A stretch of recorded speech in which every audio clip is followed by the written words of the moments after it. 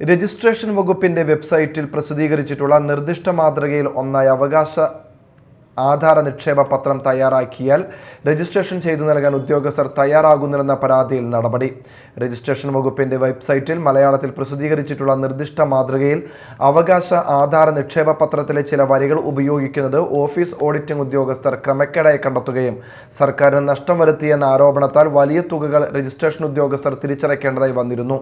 ഈ കാരണങ്ങൾ കൊണ്ടാണ് വെബ്സൈറ്റിൽ മലയാളത്തിൽ പ്രസിദ്ധീകരിച്ചിട്ടുള്ള മാതൃകയിൽ ആധാരങ്ങൾ തയ്യാറാക്കിയാൽ രജിസ്റ്റർ ചെയ്യാൻ ഉദ്യോഗസ്ഥർ വിസമ്മതം കാണിച്ചിരുന്നത്. ഇത് ചൂണ്ടിക്കാണിച്ചാണ് പൊതുപ്രവർത്തകൻ ഷാൻഡി ജോസഫ് തട്ടകത്ത് രജിസ്ട്രേഷൻ വകുപ്പ് മന്ത്രിക്ക് പരാതി നൽകിയത്. രജിസ്ട്രേഷൻ വകുപ്പിന്റെ വെബ്സൈറ്റിൽ പ്രസിദ്ധീകരിച്ചിട്ടുള്ള മാതൃകയിൽ തയ്യാറാക്കിയിട്ടുള്ള അവകാശ ആധാര നിക്ഷേപ പത്രത്തിന് കേരള മുദ്രപത്ര നിയമം പ്രകാരമുള്ള 0.5% മുദ്രവില ഈടാക്കിയാൽ മതി. എന്നാൽ ഇംഗ്ലീഷിലും മലയാളത്തിലുമായാണ് മാതൃകാ ആധാരങ്ങൾ രജിസ്ട്രേഷൻ വകുപ്പിന്റെ വെബ്സൈറ്റിൽ പ്രസിദ്ധീകരിച്ചിട്ടുള്ളത്.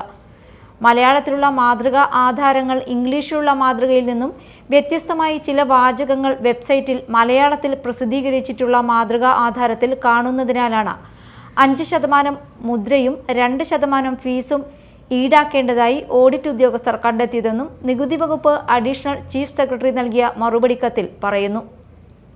ആയതിനാൽ ഇംഗ്ലീഷിലുള്ള മാതൃകാ ആധാരത്തിനനുസൃതമായി മലയാളത്തിലേക്ക് മൊഴിമാറ്റം വരുത്തേണ്ടതാണെന്നും സർക്കാർ രജിസ്ട്രേഷൻ ഇൻസ്പെക്ടർ ജനറലിന് നിർദ്ദേശം നൽകിയിട്ടുണ്ടെന്ന് കത്തിൽ പറയുന്നു.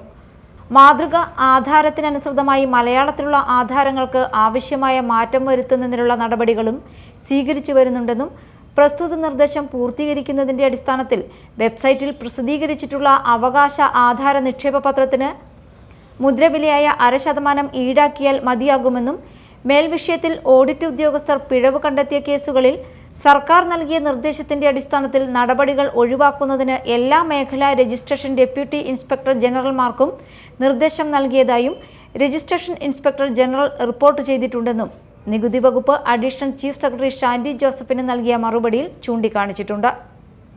ഇത് പണയാധാരമായിട്ടാണ് കണക്കാക്കുന്നത്. അങ്ങനെ പണയാധാരമായിട്ട് കണക്കാക്കുമ്പോൾ 5% സ്റ്റാമ്പ് വാങ്ങേണ്ടത് വരുന്നു. അപ്പോൾ 1 ലക്ഷം രൂപയ്ക്ക് 500 രൂപ വാങ്ങേണ്ടടുത്ത് 5000 രൂപയുടെ സ്റ്റാമ്പ് വാങ്ങേണ്ടത് വരുന്നു. അത് മാത്രമല്ല, അതിന് അനുപാതികമായിട്ട് ഈ സ്റ്റാമ്പിന്റെ അനുപാതി 2% ഫീസ് അടയ്ക്കണം. അങ്ങനെ തെറ്റായ ഒരു പ്രശ്നം ഈ വെബ്സൈറ്റിൽ, ഈ മലയാളത്തിന്റെ മാതൃകയിൽ ഡെപ്പോസിറ്റ് ഓഫ് ടൈറ്റിൽ ഡീഡിന്റെ രജിസ്ട്രേഷൻ സംബന്ധിച്ച് ഇങ്ങനെ മലയാളത്തിലുള്ളത് വെച്ച് നമ്മൾ രജിസ്റ്റർ ചെയ്യാൻ ചെല്ലുമ്പോൾ ഈ തരത്തിലുള്ള ഒരു ചെറിയൊരു പെശക് ഈ മലയാളത്തിലുള്ള മാതൃകയിൽ ഉണ്ടായതിനാൽ ഈ ഓഡിറ്റുകാർ ഓഡിറ്റ് ചെയ്യുമ്പോൾ ഇതിൽ വരുന്ന കുറവ്, ഇത് പണയാധാരമായിട്ട് പരിഗണിക്കേണ്ടതാണെന്നും ഇതിൽ വരുന്ന കുറവ് സംഖ്യ ഈ രജിസ്റ്റർ നൽകിയ ഉദ്യോഗസ്ഥർ അടയ്ക്കണമെന്ന് ആവശ്യപ്പെടുകയുണ്ടായിരുന്നു. Media time, Mala.